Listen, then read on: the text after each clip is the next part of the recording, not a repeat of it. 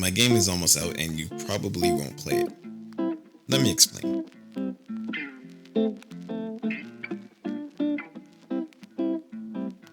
So a few years ago, I finished my game Wither Sky, and while I was really proud to complete it, it fell flat on its face.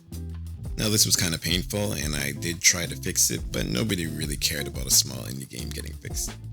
Although big shout out to your favorite son for reviewing the updated version last year and giving it a positive review. I really appreciate it. And I do hope to go back and do another big update. But anyways, fresh off the heels of failure and despondency, I looked at my back catalog of ideas and got working on a puzzle game about elevators.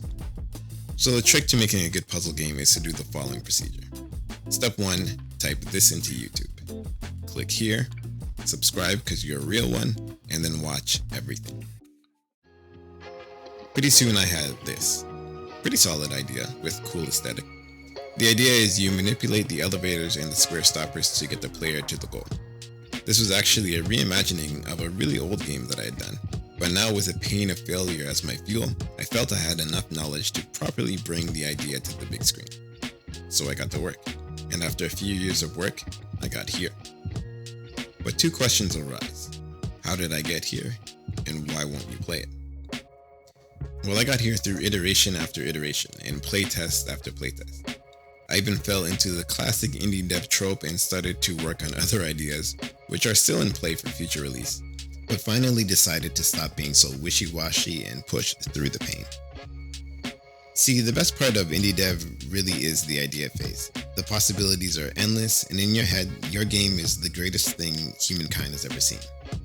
But after months and years of development, even a great game can feel a little bit stale, and you just want to start fresh. This is where all my hopes come to die. The middle of development, when the main ideas are there and now you're just cleaning up those ideas, fixing bugs, and building puzzle after puzzle. The rewards are further in between than when you first started, and it can really be a slog. But lo and behold, I kept pushing until I had this, a fully finished iOS game. Now time to port it to Steam, and all's good. Only problem is I think this looks good as an iOS game, but not the most appealing Steam game. I love mobile games because they come with a certain aesthetic that's usually pretty fun. They're pop in, pop out, they're quick fix, they're great. But Steam's different. After playtesting and taking some serious feedback, it was clear I was making a mobile game for Steam, and that really needed to change. So I spent the next few months going from this to this, a complete makeover. Not just visibly, but in gameplay and puzzles. I really leaned into their architectural style, not just the building designs, but even for menu, for UI, the general aesthetic of the game. Then I decided to revamp the music system with brand new music and an option to choose between different music vibes, so you can have chill music or you can have elevating music, it's up to you. But that still wasn't enough, so I added a photo mode along with the ability to walk around through each biome. Still wasn't enough, so I revamped the puzzles and added new things to keep the gameplay fresh. Still not enough, so then the main menu completely changed. Then I remembered what I learned from the master and added some audio and visual juice. But not too much juice, just enough to quench your thirst. After a crazy amount of rework, I'm here, I'm done, and about to enter Steam's Next Fest. So why aren't you gonna play my game? Well, it's simple. It's a weird puzzle game.